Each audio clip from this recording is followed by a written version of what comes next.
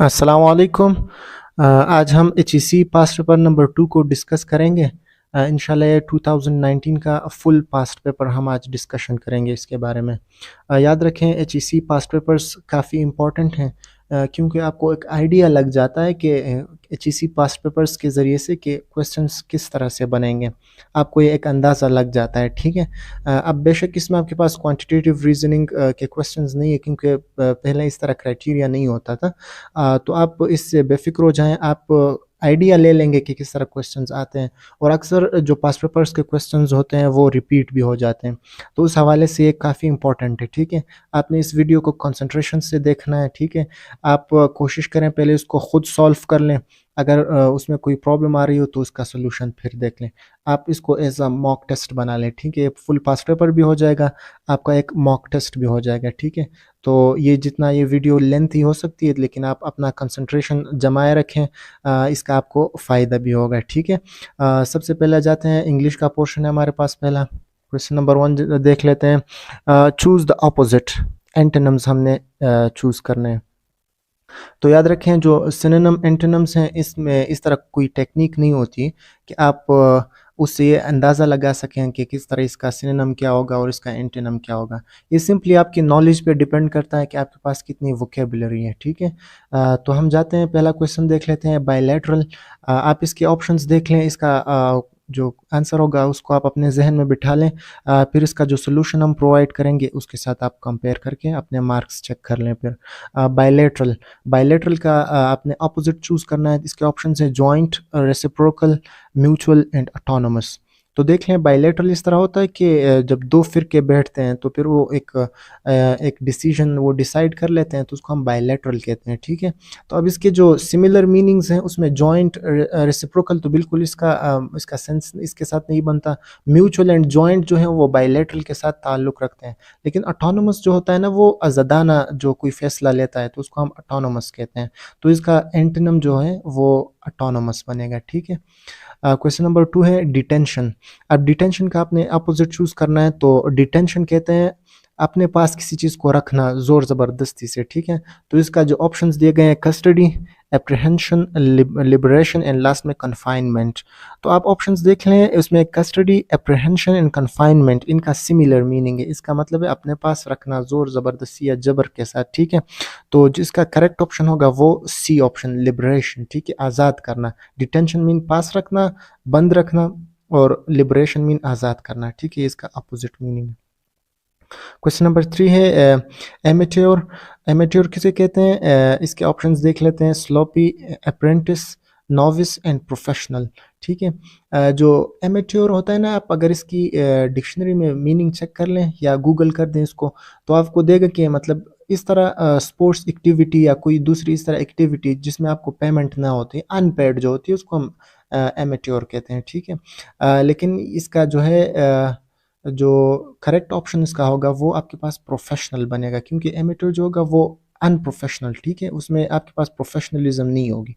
इसी तरह sloppy, apprentice and novice, ये इसी एमेच्योर के साथ सिमिलर मीनिंग है, तो इसका ऑपोजिट जो होगा वो प्रोफेशनल बनेगा, ठीक है। क्वेश्चन नंबर 4 है कन्फ्रंट। कन्फ्रंट मतलब आमना सामना करना, ठीक है, जंग के वक्त आमना सामना करना। इसके ऑप्शन हैं प्रोवोक, इवेड, सी ऑप्शन है डिफाई एंड लास्ट में एंटागनाइज, ठीक है। तो कन्फ्रंट मीन सामना करना, जो आपकी हमला आवर टेक्निक होती है, ठीक है। आप डिफेंड करने की बजाय आप उसको हमला उसके ऊपर करते हैं, तो उसको हम कन्फ्रंटिंग कहते हैं। तो इसका option provoke, evade, defy and antagonise, ठीक है। तो प्रोवोक, इवेड एंड लास्ट में जो डिफाई है, ठीक है ना, और एंटागोनाइज, इनमें आप देख लें, इवेड जो होता है ना, इवेड इसका मतलब होता है अवॉइड करना, ठीक है, यानी आप उसमें हिफाजती टेक्निक्स अप्लाई करते हैं। तो जो प्रोवोक, डिफाई एंड एंटागोनाइज है उनका सिमिलर मीनिंग होगा, इवेड बिल्कुल इसका अपोजिट होगा, ठीक है। क्वेश्चन नंबर 5 है सीज। सीज भी हमला करने को कहते हैं, जहाँ पर आप जंग के वक्त जब एक ग्रुप जो होता है दूसरे ग्रुप को बाउंड कर लेता है, तो उसको हम सीज कहते हैं। इसको ऑप्शंस देख लेते हैं, सूद, blockade and beset and last में है ऑब्स्ट्रक्शन। तो आप देख लें, ब्लॉकेड, बीसेट एंड लास्ट में जो ऑब्स्ट्रक्शन है, इनकी सिमिलर मीनिंग्स हैं, तो ये एलिमिनेशन के जरिए आप भी कर सकते हैं। तो इसका ऑप्शन सूद बनेगा, sued will be the correct option, option A. Question number 6 है ह्यूमिलिएशन। ह्यूमिलिएशन बेइज्जती करना, ठीक है। अब आप देख लें इस तरह मीनिंग्स देख लें इसके अंदर, चेक कर लें आप।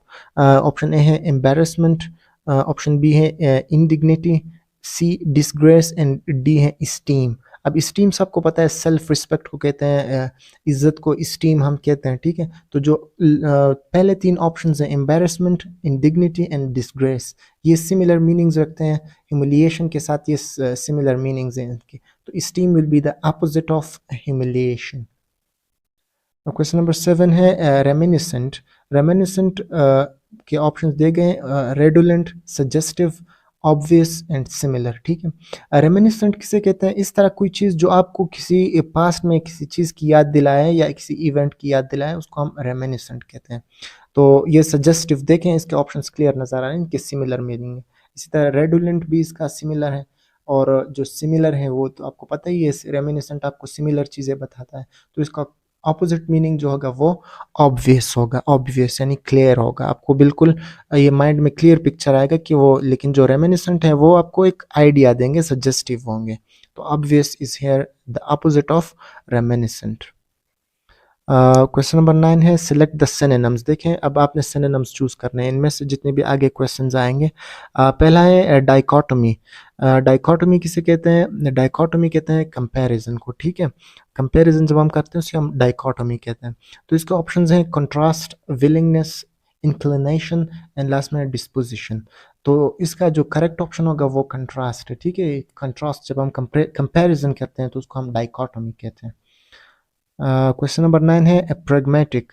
प्रेगमेटिक पर्सनालिटी जिसे हम कहते हैं कायद आज़म है प्रेगमेटिक पर्सनालिटी। तो इसका मतलब है प्रेगमेटिक जो रियल वर्ल्ड के साथ ताल्लुक़ रखते हैं, वो आइडियलिस्टिक नहीं सोचता, ठीक है ना। वो इस तरह नहीं होता कि वर्ल्ड ऑफ आइडियाज़ में रहता है, वो वर्ल्ड ऑफ रियलिज्म में रहता है, उसको हम प्रेगमेटिक पर्सनालिटी कहते हैं।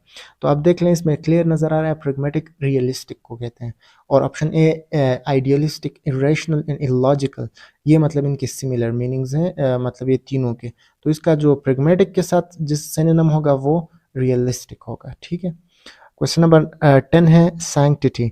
सैंक्टिटी मतलब आपको पता है, इसको परहेजगारी को कहते हैं।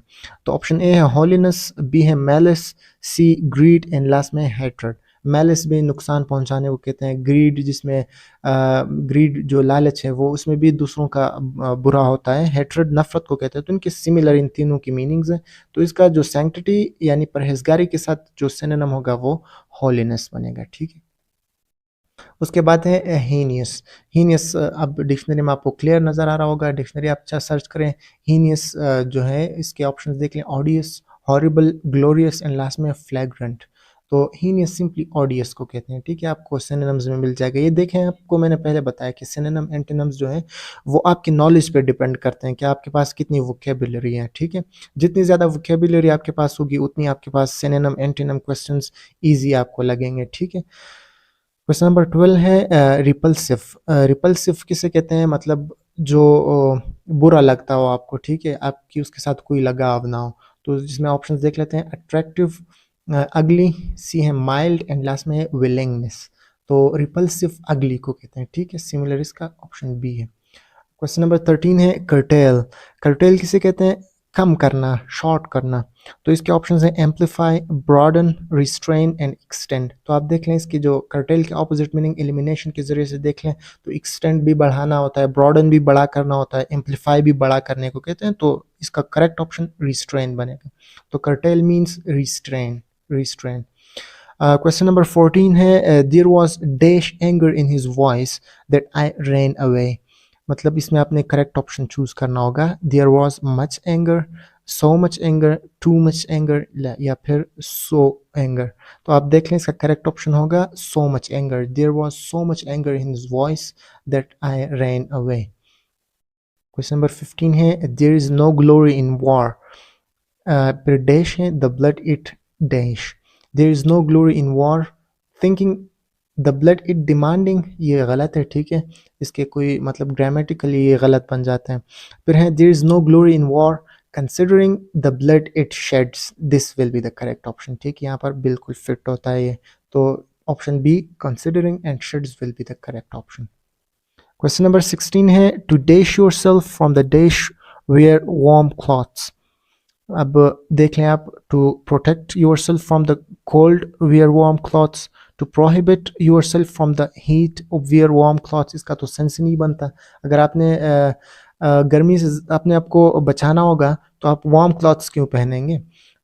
फिर है to save yourself from the heat wear warm clothes, इसी तरह इसका भी सेंस नहीं बनता है। To suffer yourself from cold wear warm clothes, तो देखें ये भी गलत है। इसका करेक्ट ऑप्शन का ऑप्शन ए बनेगा, to protect yourself from cold wear warm clothes. Question number 17 है, wars usually result from dash among parties, ये पार्टी नहीं है पार्टीज है, involved in a failure to dash them peacefully. Wars क्यों हमारे पास बनते हैं, तो देख लें, wars usually results from doubts, doubt से तो बिल्कुल बनते हैं, तो लेकिन इसमें फेलियर टू डिस्पेल देम से गलत बन जाता है। तो वॉर रिजल्ट फ्रॉम हॉस्टिलिटीज़, बिल्कुल हॉस्टिलिटीज़ से भी बन सकता है, लेकिन उसमें डिबेट नहीं हो सकता। ठीक है, सेकंड जो हमारे पास खाली जगह दिया गया है। तो फ्रस्ट्रेशन एंड अंडरस्टैंड का देख लेते हैं, फ्रस्ट्रेशन से भी बन सकता है, लेकिन अंडरस्टैंडिंग के लिए फिर यहाँ पर करेक्ट ऑप्शन नहीं बनेगा। लास्ट में डिसएग्रीमेंट्स एंड रिजॉल्व, ठीक है, ये सही है। Wars usually result from disagreements among parties involved in a failure to resolve them peacefully, मतलब जो मिसअंडरस्टैंडिंग, जो डिसएग्रीमेंट्स बनते हैं, उसको आप जब रिजॉल्व नहीं कर सकते पीसफुली, तो तब आपके पास वॉर्स जन्म लेते हैं, जनरेट होते हैं। क्वेश्चन नंबर 18 है, 4 independent dash testified to seeing him at the scene of crime. तो यहाँ पर देख लें, independent witnesses, person, spectators and last में व्यूअर्स। तो देख लें, जब जहाँ पर क्राइम होता है वहाँ पर उसके साथ फिर विटनेस लगता है, ठीक है, वो बंदा विटनेस होता है, ठीक है, वहाँ पर वो शायद होता है उस एक्टिविटी में, वो उसकी शहादत फिर पेश करता है। तो पर्सन हम नहीं कह सकते, स्पेक्टेटर तमाशाई को कहते हैं। फॉर एग्जांपल मैच हो रहा होता है तो उसमें जो लोग होते हैं वो स्पेक्टेटर्स होते हैं। व्यूअर्स, जिस तरह अब आप चैनल देख रहे हैं तो आप व्यूअर्स हैं, ठीक है, तो ये विटनेसेस का करेक्ट ऑप्शन बनेगा। 4 independent witnesses testified to seeing him at the scene of crime. Question number 19 है, drugs and alcohols dash together to dash the risk of cancer in both man and women. तो drugs and alcohol result together, ये बिल्कुल नहीं बन सकता। Mix together to risk, ये भी नहीं हो सकता, रिस्क डबल दफ़ा नहीं आ सकता। Drugs and alcohols act together to increase the risk of cancer in both man and women, ये करेक्ट ऑप्शन आपके पास होगा। क्वेश्चन नंबर 19 का सी ऑप्शन करेक्ट होगा। क्वेश्चन नंबर 20 है, the dash words of mother confronted the dash child। अब किस तरह के वर्ड्स ने जो मदर के वर्ड्स थे उसने चाइल्ड को कन्फ्रंट कर दिया, ठीक है, कन्फ्रंट मतलब उसको एजिटेट करना। The dash word, the harsh words of mother confronted the naughty child, ये तो हमें करेक्ट फिलहाल लग रहा है, लेकिन देख लेते हैं, द स्वीट वर्ड्स नहीं हो सकते क्योंकि वहाँ पर कन्फ्रंटिंग हो रही है, तो ये गलत होगा। फिर है the soothing words of mother confronted the disappointed child, ये भी नहीं हो सकता क्योंकि कन्फ्रंटेड के साथ आप डिसअपॉइंट नहीं लगा सकते, तो हमारे पास करेक्ट ऑप्शन ए होगा, ठीक है, the harsh words of mother confronted the naughty child, ठीक है। फिर जाते हैं केमिस्ट्री की तरफ। 20 क्वेश्चन हमने इंग्लिश के देख लिए, केमिस्ट्री के देख लेते हैं। क्वेश्चन नंबर 21 है, the important application used for making ice cream with the use of sodium chloride. देखें आप, जो हम आइसक्रीम्स बनाते हैं उसमें यह होता है कि जो आइसक्रीम होता है वो जल्दी से आपके पास नहीं बनता है, ठीक है, तो इसमें आप NaCl डालते हैं, सोडियम क्लोराइड। उससे ये होता है कि आपके पास lowering in the freezing point हो जाता है, ठीक है। वैसे हमारे पास आइस का जो फ्रीजिंग या मेल्टिंग पॉइंट है वो 0 डिग्री सेंटीग्रेड है, लेकिन जब आप उसमें सोडियम क्लोराइड ले लेते हैं तो फिर आपके पास लोअरिंग हो जाती है इसकी फ्रीजिंग पॉइंट या मेल्टिंग पॉइंट का। तो इसका हमने कॉलिगेटिव प्रॉपर्टीज़ में पढ़ा है कि जब आप एक नॉन वोलेटाइल ऑब्जेक्ट किसी सोल्यूशन में डालते हैं तो इससे फिर उसकी जो बॉइलिंग पॉइंट मेल्टिंग पॉइंट होती है उसमें लोअरिंग आती है, बॉइलिंग पॉइंट में इंक्रीज आता है, और जो मेल्टिंग पॉइंट होती है उसमें लोअरिंग होती है, कम होती है, ठीक है, उसको हम कॉलिगेटिव प्रॉपर्टी कहते हैं। तो ये इसका correct option option C colligative property बनेगा, ठीक है। क्वेश्चन नंबर 22 है, which of the following solutions will have the highest vapour pressure than that of water. किसका सबसे ज़्यादा वेपर प्रेशर होगा, ठीक है। वेपर प्रेशर आपने पढ़ा होगा, ठीक है, इसका कॉन्सेप्ट्स आपको आते होंगे, ठीक है। तो वेपर प्रेशर किसका वाटर से ज़्यादा होता है, ठीक है। तो इसका देख लें, aqueous solution of methanol, aqueous solution of sulphuric acid, aqueous solution of sugar and aqueous solution of urea. ये याद रखने वाला क्वेश्चन है। अगर आपको मतलब कुछ पॉइंट्स याद हो तो इसका आपको लग जाएगा कि aqueous solution of methanol has higher vapour pressure than that of water. Question number 23 है, which of the following is not soluble in alcohol. Alcohol में कौन सा ऑब्जेक्ट सॉल्युबल नहीं है। तो आपको ने पढ़ा होगा कि लाइक डिजॉल्व लाइक, ठीक है, वो वाला जो कॉन्सेप्ट आप यहाँ पर अप्लाई करेंगे, लाइक डिजॉल्व लाइक। तो इसमें देख लें KCl जो है वो भी पोलर है और अल्कोहल भी पोलर है, ये बिल्कुल डिजॉल्व होता है। यूरिया भी डिजॉल्व होगा, एसीटोन भी है। तो ईथर जो है, ईथर आपने पढ़े हैं, ये नॉन पोलर सब्सटेंसेज है। तो अल्कोहल पोलर है, इसमें डिजॉल्व नहीं होगा, ठीक है। क्वेश्चन नंबर 24 है, which of the following is not a conjugate solution. इसमें कौन सा कॉन्जुगेट सोल्यूशन नहीं है। कॉन्जुगेट सोल्यूशन कब बनता है, जब आपके पास एक हाईली पोलर ऑब्जेक्ट होता है और इसमें एक स्लाइटली पोलर होता है, ठीक है। आप देख लें, ether plus water, phenol plus water, nicotine plus water and last में इथेनॉल प्लस वाटर, ठीक है। अब देखें जो डी ऑप्शन आप कंसिडर करें, इथेनॉल प्लस वाटर। इथेनॉल आपके पास है स्लाइटली पोलर है, ठीक है, वाटर मोर पोलर है। तो इन इथेनॉल और वाटर से आपके पास कंजुगेट सोल्यूशन नहीं बनेगा। बाकी जो आपके पास ईथर वाटर सिस्टम है, आपने फर्स्ट ईयर में पढ़े होंगे। फिनोल वाटर सिस्टम आपने पढ़ा हुआ है, इसके साथ निकोटीन वाटर सिस्टम आपने पढ़ा है। तो इसका करेक्ट ऑप्शन डी बनेगा। Ethanol plus water will not form a conjugate solution, they will mix in each other in all the proportions, ठीक है। आप किसी भी प्रोपोर्शन में इन दोनों को मिक्स करेंगे, they will definitely dissolve. Question number 25 है, which of the following has discontinuous solubility curve. किसका डिसकंटिन्यूअस सॉल्युबिलिटी कर्व होता है। तो इसका आपको एक शॉर्ट ट्रिक बता दूं, जिसके साथ जो वाटर ऑफ क्रिस्टलाइजेशन होता है, ठीक है, वो अगर जिसके पास मौजूद हो, उसका डिसकंटिन्यूअस सॉल्युबिलिटी कर्व होता है। क्योंकि जब एक टेम्परेचर पर उसके पास वाटर रिमेन रहता है, फिर अगले टेम्परेचर पे उसके पास वो वाटर नहीं होते हैं, तो जो सॉल्युबिलिटी कर्व होता है वो इसका डिफरेंट बनता है। याद रखें, सॉल्युबिलिटी कर्व क्या है। This is a relationship between the temperature and the solubility of a substance, ठीक है। इसको हम हेनरीज लॉ भी कहते हैं, ठीक है। फर्स्ट ईयर में हमने पढ़ा था, ठीक है, चैप्टर 9 में। उसमें यह कि आपके पास टेम्परेचर के साथ सॉल्युबिलिटी का क्या इफेक्ट होता है। इस तरह इसके लिए हम ग्राफ बनाते हैं, उसको हम सॉल्युबिलिटी कर्व कहते हैं। तो जिसके साथ वाटर ऑफ क्रिस्टलाइजेशन होता है, उसका डिसकंटिन्यूअस सॉल्युबिलिटी कभी उसका बढ़ता है, कभी कम होता है, ठीक है, इसका इरेगुलर होता है। तो इसमें calcium chloride times 6H2O will be the correct option, क्योंकि आपके पास उसमें वाटर ऑफ क्रिस्टलाइजेशन मौजूद है, ठीक है।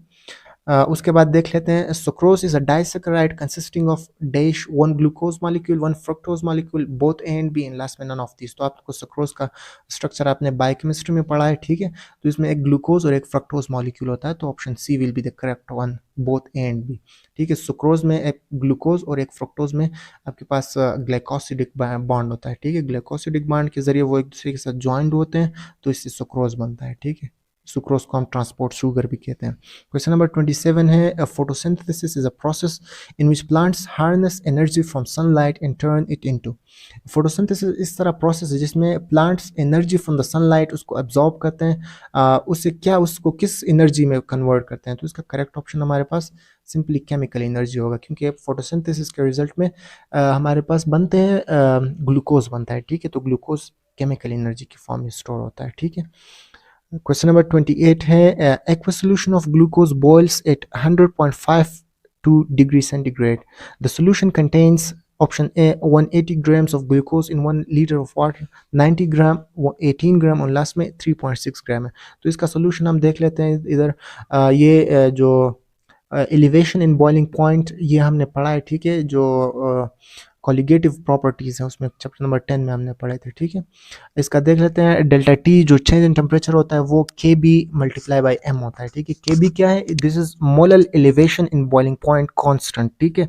ये आपके पास एक कांस्टेंट है, क्योंकि आपको पता है कि delta T is proportional to molality, M का मतलब है मोलैलिटी। तो जब प्रोपोर्शनैलिटी का साइन हटाएंगे तो आपके पास के बी लगेगा, ठीक है। के बी क्या है, K B is the molar elevation in boiling point constant.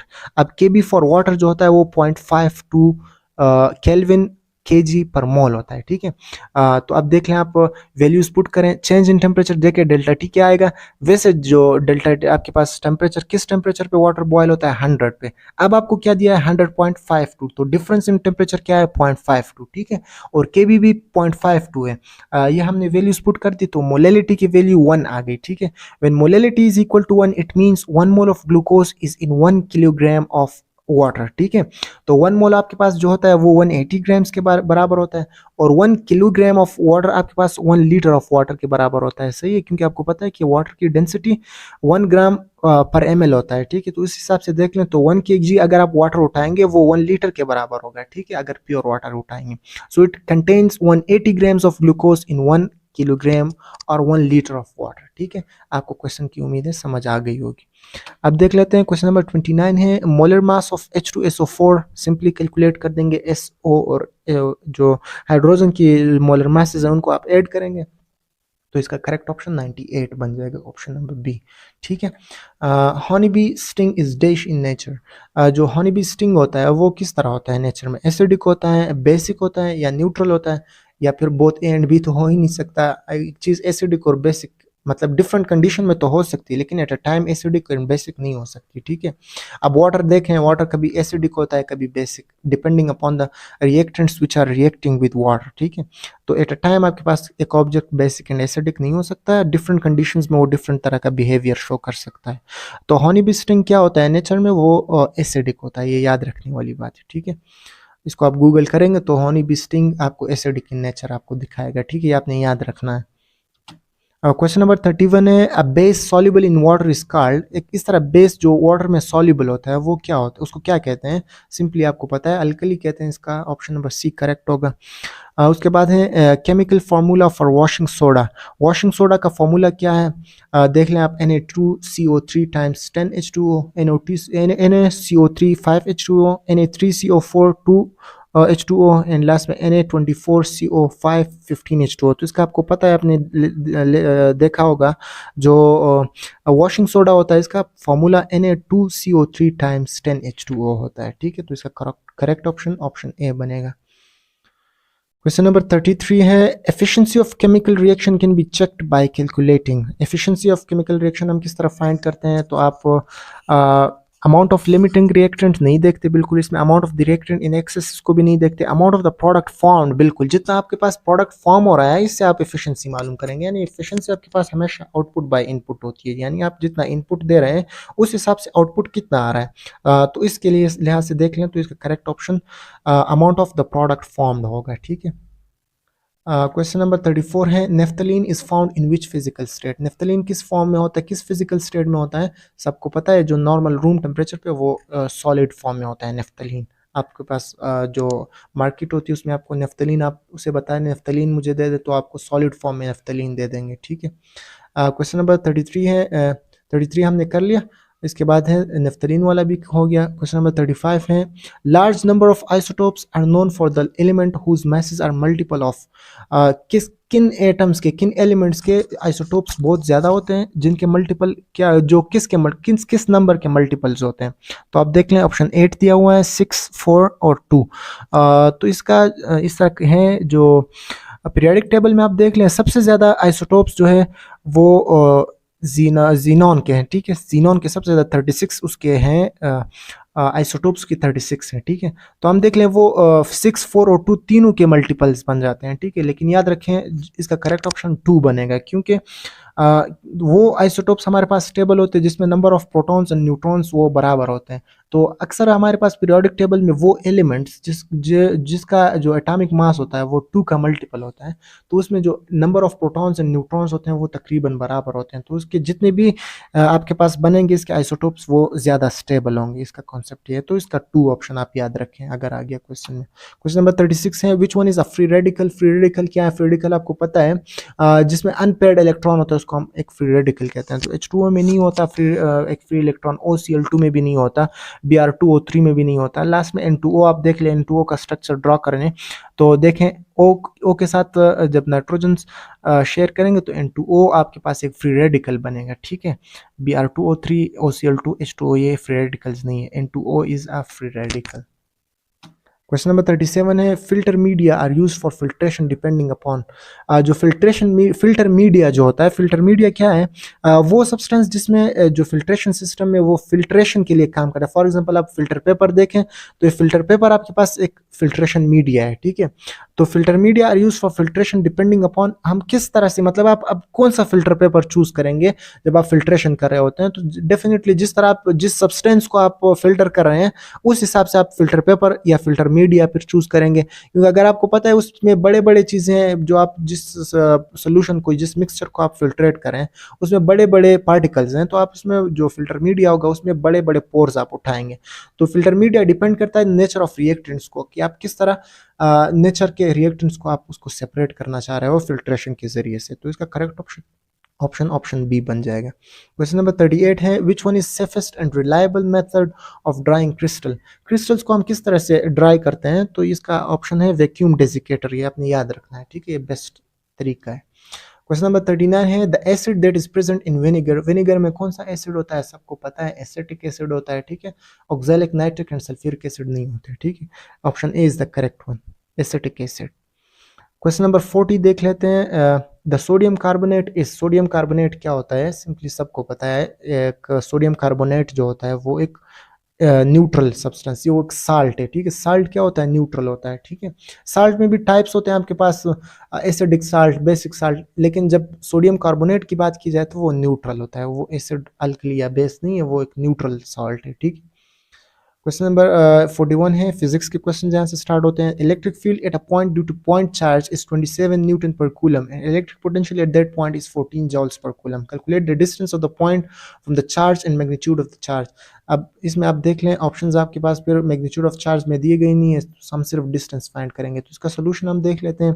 देखिए आपके पास एक पॉइंट चार्ज है, ठीक है ना, सोर्स चार्ज यहाँ पर पड़ा हुआ है, ठीक है, ये, और यहाँ पर आपके पास एक पॉइंट है, ठीक। इस पॉइंट पे आपने कैलकुलेट करना है, यहाँ से चार्ज से लेकर इस पॉइंट तक डिस्टेंस आपने फाइंड करना है। इस पॉइंट के ऊपर आपको इलेक्ट्रिक फील्ड की भी वैल्यू दी गई है और इलेक्ट्रिक पोटेंशियल की भी वैल्यू दी गई है। तो आपको इलेक्ट्रिक फील्ड और पोटेंशियल के बीच में जो रिलेशनशिप है वो पता है, V is equal to E d, d is equal to V upon E. तो आप वैल्यूज पुट करें तो अप्रॉक्सीमेट आंसर आपको मिल जाएगा 0.5 मीटर, ठीक है। तो this one will be the correct option. तो आप चेक करें यहाँ पर 0.5 metre, option B will be here the correct one, ठीक है। इसके बाद देख लें क्वेश्चन नंबर 42 है the transistor has a collector current of 12 milli ampere and a base current of 45 micro ampere. What is the current gain of transistor? देखें आपके पास base current से कम करंट आ रहा है माइक्रो एम्पेयर्स में, और जो कलेक्टर करंट है वो 12 मिली एम्पेयर, वो ज्यादा हो रहा है। तो करंट गेन आपने किस तरह फाइंड करना है, इसका सोल्यूशन हम देख लेते हैं। देखिए कलेक्टर करंट क्या होता है, IC से हम शो करते हैं, वो 12 मिली एम्पेयर आपको दिया गया है, और बेस करंट IB जो है वो आपके पास 45 माइक्रो एम्पेयर है। तो करंट गेन क्या होता है, IG, ये सिंपली करंट गेन हमेशा आउटपुट बाय इनपुट होता है, ठीक है। तो इसके हम पहले इमीटर करंट फाइंड करेंगे कि इमीटर करंट से कितना करंट आ रहा है, क्योंकि हम ये कॉमन बेस कॉन्फ़िगरेशन की बात करें, ठीक है। देखिए आपके पास एक ट्रांजिस्टर, इसमें एक इमीटर, बेस और ये कलेक्टर है आपके पास, तो बेस कॉमन है, कॉमन बेस हो जाता है, ठीक है।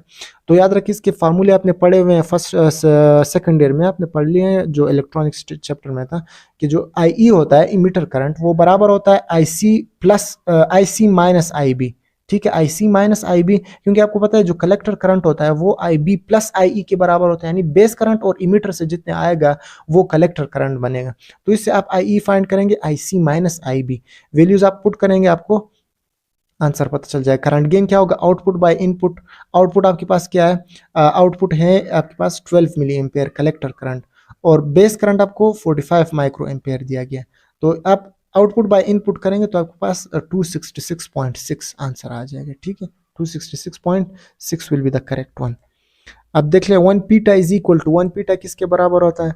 1 पीटा आपने पढ़ा होगा, देखिए याद रखने वाला क्वेश्चन है, 10 to the power of 15 is known as 1 peta, ठीक है। फिर है the scalar product of two vectors is minimum when they are parallel, perpendicular, null या फिर एंटी पैरेलल।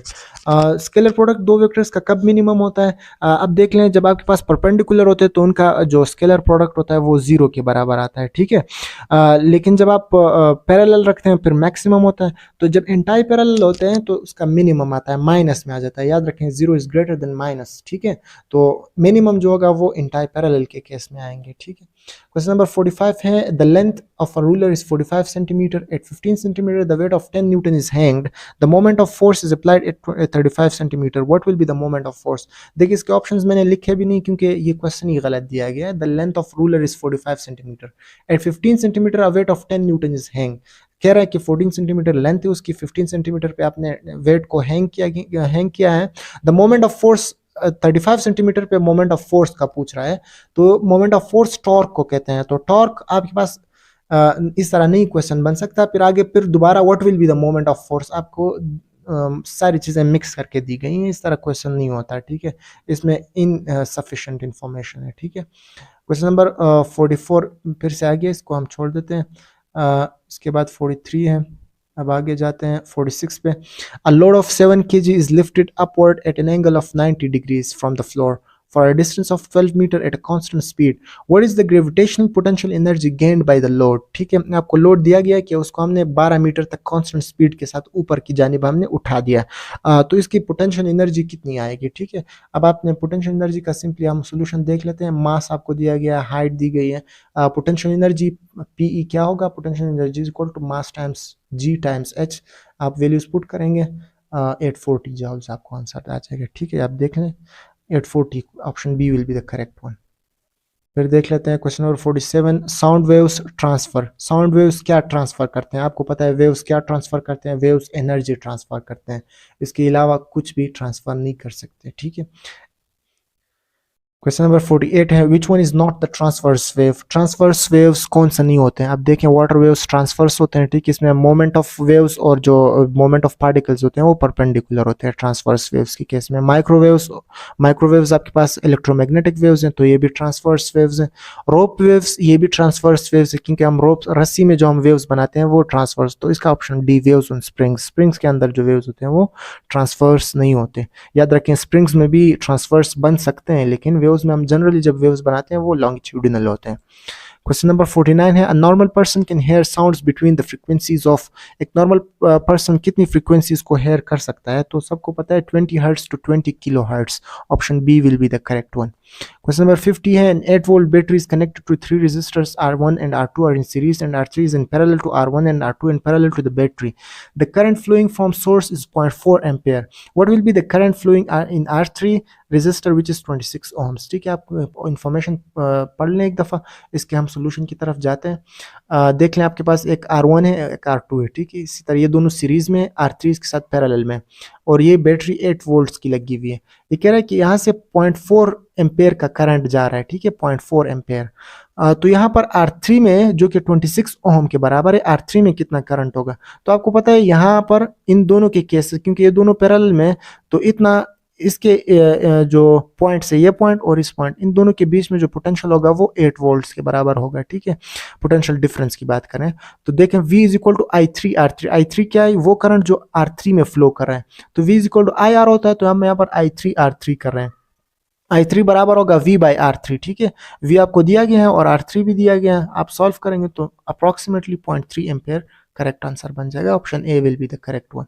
इसके बाद देख लेते हैं क्वेश्चन नंबर 51 है the function of the soft iron cylinder which is placed between the poles of magnet is in a DC motor. DC motor में जो हम सॉफ्ट आयरन सिलेंडर रखते हैं वो किस लिए होता है, वो आपको पता है ना कि जो सॉफ्ट आयरन सिलेंडर होता है वो मैग्नेटिज्म में हम अक्सर यूज करते हैं, ट्रांसफार्मर्स में भी सॉफ्ट आयरन सिलेंडर, क्योंकि वो इंड्यूस्ड ईएमएफ को इंक्रीज करता है। ठीक है, तो option B will be the correct one, to increase the induced EMF होता है। ठीक है, आईएमएफ लिखा है, इसको इग्नोर कर दें। To decrease the speed of motor नहीं होता है, to move the coil in one direction इस तरह भी नहीं है, to the increase the force acting on the coil ये नहीं होता, to increase the induced EMF will be the correct option. ठीक है, ऑप्शन नंबर बी। 52 है why gravitational force is not responsible to produce torque in satellite because torque is, यानी gravitational force क्यों responsible नहीं है टॉर्क प्रोड्यूस कराने के लिए। तो टॉर्क के लिए देखें, टॉर्क होता है R क्रॉस F, जो डिस्टेंस और जो मोमेंट आर्म होता है और फोर्स, उनके बीच में आपके पास 90 का एंगल होना चाहिए। ठीक है, R cross F, cross multiplication है, ठीक है, क्रॉस प्रोडक्ट है। तो इसमें आपके पास जीरो बनता है, ठीक है, इसमें जीरो होता है। टॉर्क चूंकि जीरो होता है वहां पर जीरो इसलिए प्रोड्यूस नहीं कर सकता, यहाँ पर डिग्रीज की बात हम करेंगे ही नहीं, ठीक है। टॉर्क जीरो होता है इसलिए वो टॉर्क प्रोड्यूस नहीं कर सकता। और जीरो क्यों टॉर्क होता है? आर और एफ के दरमियान जो एंगल है उसमें 0 डिग्री है आपके पास ग्रेविटेशनल फोर्स के केस में, क्योंकि जो ग्रेविटेशनल फोर्स है वो अलोंग द लाइन जो उनको सेंटर्स को मिला रही है उस लाइन के अलोंग लगती है, ठीक है। तो आपके पास टॉर्क यहाँ पर जीरो बन रहा है।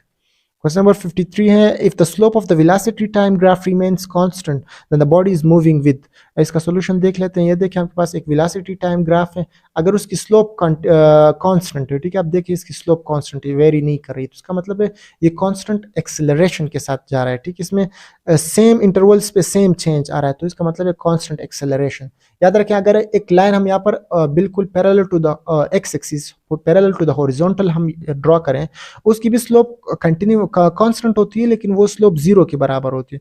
तो यहाँ पर उसने ये नहीं कहा कि स्लोप कांस्टेंट है या जीरो है, ठीक है, स्लोप सिर्फ लिखा है कि कांस्टेंट है। तो फिर हम ये वाला कंसिडर करेंगे और इसका correct option acceleration, constant acceleration will be the correct option, ठीक है। ये देखें यूनिफॉर्म वेलोसिटी नहीं हो सकता, वेरिएबल भी नहीं, नेगेटिव वेरिएबल, और लास्ट में जो ए ऑप्शन है uniform acceleration will be the correct option. अगर वेलोसिटी टाइम ग्राफ की जो स्लोप है वो कांस्टेंट हो तो इसका मतलब है वो बॉडी यूनिफॉर्म एक्सेलरेशन के साथ मोशन कर रही थी, ठीक है। आप देख लेते हैं question number 54, if the projectile is projected at 45 degree with initial velocity v, then velocity at highest point will be. अब आप देख लें इसका सोल्यूशन हम यहाँ पर चेक कर लेते हैं। आप पहले खुद ट्राई करें कि इसका सोल्यूशन फाइंड करें। तो ये देखें आपके पास एक ऑब्जेक्ट को 45 डिग्री के साथ जो है वो उसको हमने प्रोजेक्ट किया गया है, एंगल ऑफ प्रोजेक्शन इसकी 45 डिग्री है और ये वेलोसिटी v1 है, ठीक है। अब ये पूछ रहा है हाईएस्ट पॉइंट के पास, हाईएस्ट पॉइंट पर इसके पास कितनी वेलोसिटी होगी। तो देखें जो एक्स एक्सिस होता है प्रोजेक्टाइल मोशन में वो आपके पास कंजर्व्ड रहता है, वो उसकी चेंज नहीं आता उसमें। तो यहाँ पर हाईएस्ट पॉइंट में वर्टिकल मोशन जीरो हो जाएगा और सिर्फ हॉरिजॉन्टल मोशन होगा। हॉरिजॉन्टल मोशन आपको पता है वी नॉट कॉस थीटा के बराबर होता है। Since horizontal motion remains the same, so V H मतलब जो हाईएस्ट पॉइंट पे वेलोसिटी होगी वो v1 cos थीटा यानी v1 cos 45 के बराबर होगी। cos 45 के पास 1/√2 होता है, तो इसका करेक्ट ऑप्शन v1/√2 होगा। तो ये देख लें आपके पास v/√2 बी ऑप्शन करेक्ट होगा। ये मैंने रूट वगैरह लिख दिए, मुझे टाइपिंग के इतना वो नहीं आ रहा था, रूट का सिंबल मैं नहीं ड्रॉ कर पा रहा, तो मैंने रूट लिख दिया, ठीक है। तो बी ऑप्शन जो है v/√2 ये करेक्ट ऑप्शन होगा, ठीक है। इसको आप फिलहाल जो टाइपिंग वगैरह इसको इग्नोर कर दें, आप टेस्ट भी करीब है तो टाइपिंग करने में काफ़ी टाइम लग जाता है। हम टेस्ट पे फोकस करेंगे ताकि हम जितना कोशिश करें इन पास्ट पेपर से जितना कोशिश करें हम जो मटेरियल उसको हम गेन करें ताकि हम टेस्ट में अच्छा स्कोर कर सकें, ठीक है। क्वेश्चन नंबर 55 है डायमेंशंस ऑफ लाइट ईयर, ठीक है। लाइट ईयर आपको पता है लाइट ईयर क्या है, लाइट ईयर एक डिस्टेंस है, वो डिस्टेंस जो लाइट एक पूरे साल में तय करती है उसे हम लाइट ईयर कहते हैं। तो लाइट ईयर की जो डिस्टेंस के जो डायमेंशंस होंगे वही लाइट ईयर का डायमेंशन होगा। तो length will be the dimension of L, जो कैपिटल एल है वो डायमेंशन होगा लाइट ईयर का, ठीक है। क्वेश्चन नंबर 56 है which of the following pairs have same dimension. Same dimension किन पेयर्स का है? वर्क एंड पावर बिल्कुल नहीं हो सकता, क्योंकि वर्क जो है वो एनर्जी और वर्क के सिमिलर होते हैं, ठीक है। और पावर होता है वर्क पर यूनिट टाइम, तो इनका नहीं हो सकता। मोमेंटम एंड इम्पल्स देखें इनका सेम होगा बिल्कुल। मोमेंटम एंड इम्पल्स देखें, मोमेंटम इम्पल्स क्या होता है, change in momentum per unit time, जो चेंज इन मोमेंटम को हम इम्पल्स कहते हैं सिंपली बस। तो मोमेंटम एंड इम्पल्स के बिल्कुल सेम डायमेंशंस होंगे, न्यूटन सेकंड्स की डायमेंशंस आप उठा रहे हैं उन दोनों की डायमेंशंस यही होंगी, ठीक है। तो B option is the correct one. Force and torque नहीं हो सकता क्योंकि टॉर्क आर क्रॉस एफ होता है। टॉर्क एंड पावर भी नहीं हो सकता क्योंकि टॉर्क क्या होता है, आर क्रॉस एफ होता है, और पावर जो होता है ये आपके पास वर्क डिवाइडेड बाय टाइम होता है, ठीक है। टॉर्क एंड पावर नहीं, मोमेंटम एंड इम्पल्स, ठीक है, क्योंकि इम्पल्स आपके पास चेंज इन मोमेंटम होता है। क्वेश्चन नंबर 57 है a person standing on a rotating platform and his hands lowered, he suddenly outstretches his arms, whether there will be change in angular momentum। Angular momentum के अंदर change आएगा क्या नहीं आएगा। अब देखें आपको पता है दो लॉज आपने पढ़े हैं जो कि यूनिवर्स के हर जगह पर अप्लाई होते हैं, conservation of linear momentum and conservation of angular momentum. तो ये हमेशा हर जगह पर कंजर्व रहते हैं, ठीक है। तो जब ये बंदा एक रोटेटिंग प्लेटफॉर्म पे खड़ा है वो अपने आर्म्स को आउटस्ट्रेच करता है, ठीक है, बाहर निकाल देता है, तो इस एंगुलर मोमेंटम में चेंज नहीं आएगा, क्योंकि हमने पढ़ा है, एक स्टेटमेंट हमने पढ़ी है इसके बारे में, कंजर्वेशन ऑफ एंगुलर मोमेंटम में जब तक एक्सटर्नल टॉर्क नहीं लगता एंगुलर मोमेंटम कंजर्व रहेगा, तो इट मींस रिमेन्स कांस्टेंट, ये सही होगा। ठीक है, change in angular momentum zero होगा, option A is the correct one, क्योंकि चेंज की बात करें तो चेंज जीरो होगा। ठीक है, ये कंजर्वेशन ऑफ एंगुलर मोमेंटम से क्वेश्चन उठाया गया। क्वेश्चन नंबर 58 है the distance between node and antinode. Node and antinode के दरमियान कितना डिस्टेंस होता है, आपको पता है, इधर देख लेते हैं डायग्राम में। देखें, ये आपके पास नोड है, ये भी नोड, तो ये पूरा डिस्टेंस जो है ये यहाँ से एक नोड से लेकर फिर आगे जहाँ पर ये बंदी हुई है, ये पूरा एक वेवलेंथ है। नोड और नोड के बीच में डिस्टेंस λ/2 आ जाएगी, नोड एंड एंटाइनोड के अंदर λ/4 आ जाएगी। ठीक है, 1/4 of the half of the wavelength, B option will be the correct one. फिर है 59, इफ R1 is equal to 10 kilo ohm and R2 is equal to 100 kilo ohm then the gain of amplifier. Amplifier में होता है कि जो R2 होता है वो ज्यादा होता है, उसकी रेजिस्टेंस ज्यादा होती है, क्योंकि आपको पता है V is equal to IR। तो जब हम रेजिस्टेंस बढ़ाएंगे उसका वोल्टेज भी बढ़ेगा, एम्पलीफाई करेंगे हम उसको। तो एम्पलीफायर में आपके पास हमेशा याद रखें, आउटपुट जो आपके पास गेन होता है वो आउटपुट बाय इनपुट होता है। तो आउटपुट आपके पास 100 kilo ohm divide by 10 kilo ohm करेंगे तो इसका आंसर 10 आएगा। ठीक है, इसकी यूनिट्स नहीं होंगे, गेन के कभी भी यूनिट्स नहीं होते या इफिशिएंसी की यूनिट्स नहीं होते, तो इसका ऑप्शन सी करेक्ट होगा, 10। फिर देखें यहाँ पर लिखा है gain is equal to amplification, ये output by input 100 divide by 10 कर लें तो 10, और इसकी नो यूनिट्स, कोई यूनिट्स के नहीं होंगे। क्वेश्चन नंबर 60 है inductor stores energy in. Inductor energy कहाँ पर स्टोर करता है, तो सबको पता है मैग्नेटिक फील्ड में स्टोर करता है एनर्जी को। बायोलॉजी की तरफ आते हैं 61, the biological molecules proteins which कैटलाइजेस a biochemical reaction and remains unchanged after completion of reaction is called. इस तरह जो बायोकेमिकल रिएक्शंस में पार्टिसिपेट करते हैं वो सिंपली सबको पता है, ऑप्शन डी एंजाइम्स। एंजाइम्स जो है वो रिएक्शन में पार्टिसिपेट करते हैं और यूज नहीं होते। ठीक है, क्वेश्चन नंबर 62 है in which of the following locations enzyme controlling cellular respiration are present. ठीक है, कहाँ पर एंजाइम कंट्रोलिंग जो सेलुलर रेस्पिरेशन के लिए जो एंजाइम्स हो वो कहाँ पर मौजूद होते हैं, तो ये आपको पता है माइटोकॉन्ड्रिया में सेलुलर रेस्पिरेशन होता है, तो इसमें ये सी ऑप्शन करेक्ट होगा। Question number 63, an activated enzyme consisting of polypeptide chain and a cofactor is called holoenzyme, activated enzyme, both A and B, and apoenzyme। जिसमें पॉलीपेप्टाइड चेन एंड कोफैक्टर के साथ होता है उसके हम होलो एंजाइम कहते हैं, और होलो एंजाइम एक एक्टिवेटेड एंजाइम होता है, तो option C will be the correct, both A and B. ठीक है, इसको हम एक्टिवेटेड एंजाइम या फिर होलो एंजाइम कहते हैं। ठीक है, क्वेश्चन नंबर 64 है which form is the raw material for coenzyme. Raw material क्या होता है कोएंजाइम्स के लिए, रॉ मटेरियल्स आपके पास दिए गए हैं vitamin, carbohydrates, proteins and last में मेटल्स दिया गया है। तो रॉ मटेरियल्स जो कोएंजाइम्स के लिए होते हैं वो आपके पास वाइटामिन्स होते हैं। ठीक है, वाइटामिन्स जो FAD और NAD आपने कोएंजाइम्स पढ़े हैं वो वाइटामिन्स होते हैं, तो ये इसके रॉ मटेरियल्स हैं। ठीक है, ये याद रखें, बायोलॉजी में अक्सर इस तरह याद रखने वाले क्वेश्चन होते हैं। क्वेश्चन नंबर 65 है हॉर्नवर्ड्स आर इंक्लूडेड इन सब क्लास। ये देखें, आपको अगर याद हो तो ये आप करेक्ट कर देंगे। ठीक है, हॉर्नवर्ड्स किसके साथ ताल्लुक रखते हैं, ये हेपेटिकोसीडा से ताल्लुक रखते हैं। ठीक है, लिवर वर्ड्स, हॉर्नवर्ड्स एक लिवर वर्ड्स है, तो इसका correct option option B, हेपेटिकोसीडा।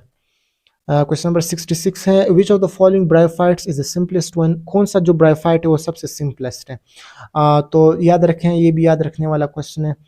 Mosses जो होते हैं वो सबसे सिंपल आपके पास ब्रायोफाइट्स होते हैं, बाकी स्पोर्स, एंथोसियर्स एंड पोलिट्राइकम ये ज़रा एडवांस्ड होते हैं। ठीक है, तो ये याद रखने वाले क्वेश्चन, ये आप खुद से भी सॉल्व कर सकते हैं, अगर आपकी मेमोरी में ये पढ़े हैं तो आप इसको करेक्ट कर देंगे। क्वेश्चन नंबर 67 है germinating pollen grain is rich source of. Germinating pollen grain जो होता है वो किस चीज़ का रिच सोर्स होता है, तो germinating pollen grain is rich source of oxygen, ये भी याद रखने वाला क्वेश्चन है। ऑक्सीजन जो पोलन ग्रेन होता है जर्मिनेट हो रहा होता है उसमें ऑक्सीजन बहुत ज़्यादा होता है। ठीक है, फिर है 68 placenta passes out through vagina.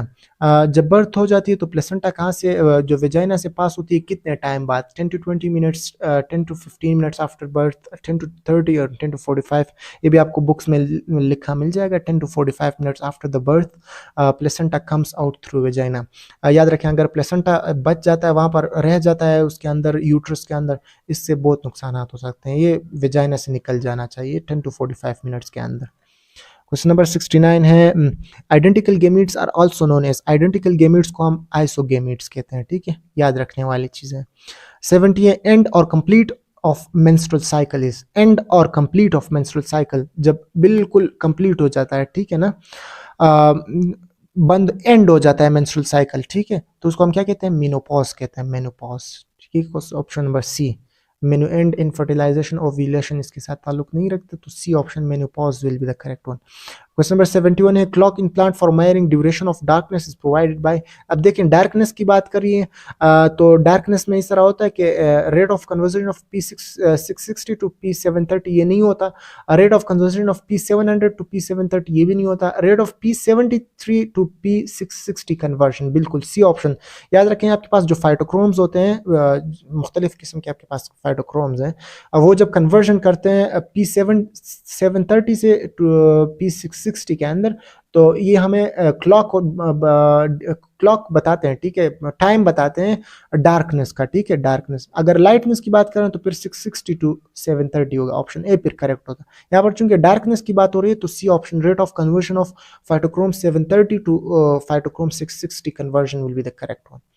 Question number 72 है, certain very precise environmental cues are required for. Environmental cues जो इशारे होते हैं, इन्वायरमेंटल कुछ फैक्टर जो इंपॉर्टेंट होते हैं किस चीज़ के लिए, सीड डोमेंसी के लिए, पॉलिनेशन के लिए, सीड जर्मिनेशन के लिए या सीड फॉर्मेशन के लिए। तो सीड जर्मिनेशन आपके पास करेक्ट ऑप्शन बनेगा। इसके लिए मुख्तलिफ इन्वायरमेंटल क्यूज चाहिए होते हैं, इशारे मतलब उनके लिए ज़रूरी होते हैं। सीड जर्मिनेशन के लिए आपके पास कुछ फैक्टर्स मस्ट होते हैं, तो उसमें सीड जर्मिनेशन करेक्ट ऑप्शन बनेगा। इसके बाद है, which of the following generates more energy in aerobic respiration. Aerobic respiration में कौन सबसे ज़्यादा एनर्जी यील्ड करता है? तो आपको पता है जो लिपिड्स होते हैं वो ज़्यादा एनर्जी देते हैं, तो लिपिड्स में आप देखें ट्राइग्लिसराइड है, ठीक है, ट्राइग्लिसराइड डी ऑप्शन करेक्ट है। Question number 74, in higher plants inorganic compounds are obtained from the. Inorganic compounds कहाँ से प्लांट्स लेते हैं? सिंपली इन्वायरमेंट से, जो कार्बन डाइऑक्साइड और वाटर इनऑर्गेनिक है वो प्लांट कहाँ से रिसीव करता है? इन्वायरमेंट से, ठीक है। अब यहाँ पर वीडियो काफ़ी लेंथी हो रही है लेकिन आपने कंसंट्रेशन रखनी है, ठीक है। आप इन सवालात का आपको काफ़ी हेल्प मिलेगा, ठीक है, क्योंकि क्वेश्चन हो सकता है रिपीट हो जाए या आपको आइडिया कम से कम लग जाएगा कि आप किस तरह सॉल्व करेंगे। क्वेश्चन नंबर 75 है, RNA has nitrogenous base uracil instead of. RNA में यूरेसिल की जगह क्या होता है? सिंपली थायमिन होता है, ठीक है। 76 है, lysosomes are bound by a thin membrane, double membrane, single membrane and none of the above. Lysosomes में एक सिंगल मेम्ब्रेन होता है, ठीक है, C option. 77, the reddish colour of the algae is due to. अभी आपको याद रखना होगा, एलजी चैप्टर में हमने पढ़ा है, एलजी में आपके पास फाइकोएरिथ्रिन की वजह से आपके पास एलजी का कलर रेड होता है, ठीक है। हमने जो एलजी के टाइप्स पढ़े हैं ना, रेड एलजी वगैरह में, तो रेड एलजी में आपके पास फाइकोएरिथ्रिन होता है, ठीक है ना, उनका कलर रेड होता है due to phycoerythrin. Question number 78 है, ट्रेक्यूफाइट्स हैव सेल्स कॉल्ड। ट्रेक्यूफाइट्स में कौन से सेल्स होते हैं? फाइलम तो सेल्स होते ही नहीं। साइलोप्सिडा भी आपके पास एक पूरा क्लास है, ठीक है, ट्रेकीड सेल्स हैं, ठीक है, और लाइकोप्सिडा भी एक सब क्लास है। तो ट्रेकीड सिंपली आपके पास सेल्स नजर आ रहे हैं, तो सी द करेक्ट ऑप्शन। तो ट्रेक्यूफाइट्स में आपके पास ट्रेकीड्स होते हैं, बाकी तीन जो ऑप्शन दिए हैं वो सब क्लासेस हैं, वो सेल्स नहीं है, ठीक है। 79 है, इम्नियोटिक सेक इज फिल्ड विद फ्लूइड। इम्नियोटिक सेक में कौन सा फ्लूइड होता है? ठीक है, जो फ्लूइड होता है वो किस चीज़ के लिए यूज होता है? प्रोटेक्शन के लिए, शॉक एब्जॉर्प्शन के लिए, न्यूट्रिशन, या बोथ ए एंड बी।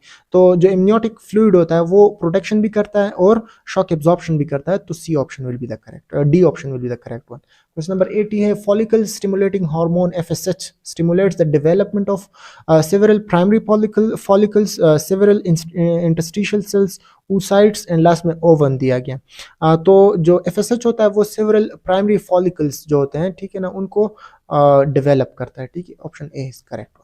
81 है, tracheids are found in xylem as. Tracheid xylem में किस फॉर्म में होते हैं? Bundle caps, C option correct है, ठीक है। 82 है, cnidarians and annelids have. Cnidarians and annelids में कौन सा स्केलेटन होता है? आपने पढ़ा होगा, ठीक है, हाइड्रोस्टेटिक स्केलेटन होता है उसमें, option B is the correct one. 83 है, roots response towards gravity is display of. Roots चूंकि ग्रेविटी की डायरेक्शन में जाते हैं तो उसको हम पॉजिटिव जियोट्रॉपिज्म कहते हैं, ठीक है। 84 है, outer covering of vacuole is called. Vacuole का जो आउटर कवरिंग होता है उसे हम क्या कहते हैं? टोनोप्लास्ट, ऑप्शन ए याद रखने वाला है, ठीक है। 85 है, group of cells performing similar functions is called. इस तरह ग्रुप ऑफ सेल्स जो सिमिलर फंक्शन परफॉर्म करते हैं उन्हें हम क्या कहते हैं? टिश्यू कहते हैं, ठीक है। ये सी ऑप्शन सब बिल्कुल इजी है। 86 है, द ग्रोथ ऑफ स्टेम और root increases due to the growth of. जो स्टेम या रूट का जो इंक्रीज होता है, ठीक है, ग्रोथ जो करते हैं, ठीक है, वो किस वजह से करते हैं? तो lateral meristem, intercalary meristem, girth meristem, या फिर none of the above. The growth of stem और रूट दो तरह से हो सकते हैं, या तो विड्थ में हो सकते हैं या फिर जो है लेंथ में, अगर वो लेंथ में इंक्रीज करें तो फिर वो आपके पास पता है आपको जो पहला वाला काइंड ऑफ मेरिस्टम होता है, ठीक है, वो उससे होता है। लेकिन लेटरल मेरिस्टम में आपके पास गर्थ में या विड्थ में आपके पास इंक्रीज आता है। एपिकल की वजह से जो आप फर्स्ट काइंड ऑफ मेरिस्टम है एपिकल, उसमें लेंथ में इंक्रीज आती है, ठीक है। लेटरल से आपके पास गर्थ में इंक्रीज आती है। तो लेटरल मेरिस्टम को हम गर्थ मेरिस्टम भी कहते हैं, इंटरकैलर मेरिस्टम भी नहीं है। तो नन ऑफ द अबव होता है। यहाँ पर इन्होंने स्पेसिफाई ही नहीं किया कि किस तरह कौन सी ग्रोथ की हम बात करें, ठीक है। तो जब यहाँ पर मेंशन ही नहीं किया तो डी ऑप्शन है। रूट जो होते हैं, ठीक है ना, अगर गर्थ की बात करते हैं तो फिर लेटरल मेरिस्टम या फिर गर्थ मेरिस्टम ठीक होता है, ठीक है। यहाँ पर none of the above, D will be the correct one. 87 है टेंडन्स कनेक्ट। टेंडन्स क्या करते हैं, अब आपने याद रखना है, टेंडन्स कनेक्ट करते हैं मसल को, बोन्स से कनेक्ट करते हैं, ठीक है। इसी तरह है how does carbon dioxide enter the leaf, leaf में किस तरह, थ्रू स्टोमेटा इंटर करता है।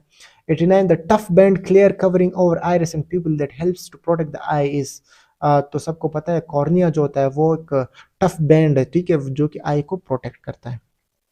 90 है which of the following is not present in plant cell but not present, is present in plant cell but not present in animal cell, होना चाहिए not, जो पहला वाला नॉट इसको आप हटा लें, इसको इग्नोर कर दें। तो यहाँ पर ऑप्शन होगा जो सेल वॉल होता है वो प्लांट्स में तो होता है लेकिन एनिमल्स में नहीं होता, तो D option will be the correct one. फिर है which one is first and longest phase of mitosis, mitosis में सबसे लॉन्गेस्ट फेज प्रोफेज होता है, ठीक है, और ए ऑप्शन सही है। 92 है inner lining of mouth and oesophagus are covered with, जो inner lining of mouth and oesophagus होता है ये आपने याद रखना है, फर्स्ट ईयर में आपको मिल जाएगा। ऑप्शन सी जो स्क्वामस एपिथेलियम होता है ये कवर्ड होता है, ठीक है, इसोफेगस एंड माउथ जो होता है ये स्क्वामस एपिथेलियम से भरा होता है। क्वेश्चन नंबर 93 है in vascular plants phloem contain, vascular plants में जो फ्लोएम होते हैं उसमें क्या होते हैं, सीव ट्यूब्स या ट्रेकिड एंड वेसल, याद रखें ट्रेकिड्स एंड वेसल्स जाइलम से ताल्लुक रखते हैं, तो इसका करेक्ट ऑप्शन सीव ट्यूब्स होगा, ठीक है, सीव ट्यूब्स फ्लोएम का हिस्सा है। 94 है what is the difference between plants and animal cells, plant और एनिमल सेल्स में क्या डिफरेंस है, तो देखें बोथ हैव सेल वॉल, ये नहीं है, ठीक है, बोथ सेल वॉल नहीं होता, बोथ हैव फिक्स शेप, दोनों की फिक्स शेप भी नहीं होते, एनिमल्स हैव फिक्स शेप, ये भी नहीं है। Plant cells has many large central vacuole, plant cell में मेनी लार्ज सेंट्रल वैक्यूल नहीं होते, सिर्फ एक सेंट्रल लार्ज वैक्यूल है, तो डी ऑप्शन सही है। 95 organs of excretion in annelids, annelids में ऑर्गन ऑफ एक्सक्रीशन क्या है, तो एनालिड्स में हमारे पास नेफ्रीडिया होता है। ग्रीन ग्लैंड जो है आपके पास अरेक्निड्स में होता है जिसमें स्कॉर्पियंस एंड स्पाइडर्स आते हैं। किडनीज जो हैं वो मैमल्स में, ठीक है ना, हमारे अंदर किडनीज हैं। मेल्फिजियन टिब्यूल्स जो होते हैं वो आपके पास कॉकरोच में होते हैं, ठीक है। फिर है 96 का देख लेते हैं the main source of energy for human brain, human brain को मेन सोर्स ऑफ एनर्जी क्या है, वो ग्लूकोज है, ठीक है, glucose, B option is the correct one. 97 है which of the following are bacterial diseases, bacterial diseases कौन से हैं, तो बिल्कुल सिंपल है कोलेरा एंड टीबी, ट्यूबरक्यूलोसिस। 98 है which is largest organ inside human body, human body में सबसे लार्जेस्ट ऑर्गन कौन सा है, लिवर है, ठीक है, लार्जेस्ट ग्लैंड भी है, लार्जेस्ट ऑर्गन भी है। 99 है which of the cell has no nucleus, कौन सी सेल का न्यूक्लियस नहीं होता है, आरबीसीज है, सबको पता है, ठीक है, जो मेच्योर हो जाते हैं, ठीक है, आपके पास इराइथ्रोब्लास्ट जो होते हैं, ठीक है, इराइथ्रोसाइट्स, इराइथ्रोब्लास्ट जब इराइथ्रोसाइट्स में बनते हैं उनको आरबीसीज के, तो उनमें न्यूक्लियस नहीं होता, उसमें 95% हीमोग्लोबिन होता है। 100 है function of xylem and phloem, xylem और फ्लोएम का फंक्शन क्या है, तो सिंपली बी ऑप्शन करेक्ट होगा, conduct water and food, water and food को वो कंडक्ट करते हैं। तो ये हमारे पास 100 क्वेश्चंस जो एचईसी का 2019 का पेपर है यहाँ पर ख़त्म हो जाते हैं। उम्मीद है आप इसको अंडरस्टैंड कर चुके होंगे, वीडियो लेंथी हो गई लेकिन इसका आपको बेनिफिट ज़रूर होगा। तो आप कोशिश करें जो एचईसी का पेपर आ रहा है उसके लिए तैयारी करें, टाइम हमारे पास कम बचा हुआ है। इंशाल्लाह जो फिजिक्स बायोलॉजी और केमिस्ट्री है उनके लिए हम एक इस तरह वीडियो बनाएंगे जिसमें काफ़ी फॉर्मूले होंगे और जहाँ से प्रोबेबिलिटी होगी कि क्वेश्चंस वहाँ से ज़्यादा आ जाएं, ठीक है, उनके बारे में हम डिस्कशन करेंगे। इसी तरह एक और पास्ट पेपर अगर टाइम हमें मिल गया, असल में टाइपिंग में काफ़ी प्रॉब्लम होती है, उसको पहले टाइप करना, फिर उसको अरेंज करना, सोल्यूशन उसका देखना, ठीक है ना, फिर उसके पिक्चर लेना, यहाँ पर काफ़ी टाइम ले लेता है। तो अगर पॉसिबल हो सका तो इंशाल्लाह एक और पास्ट पेपर भी डिस्कस करेंगे क्योंकि पास्ट पेपर्स काफ़ी इंपॉर्टेंट है, ठीक है। एक पास्ट पेपर हम ऑलरेडी कर चुके हैं लेकिन उसको हमने 4-5 पार्ट्स में किया हुआ है, उसको भी आप जाके चेकआउट कर दें, उसको सॉल्व करें, इंशाल्लाह उसका भी काफ़ी फ़ायदा होगा आपको। इसी तरह आप तैयारी जारी रखें, इंशाल्लाह फिर हम मिलते हैं नेक्स्ट वीडियो में, तब तक अल्लाह हाफिज़।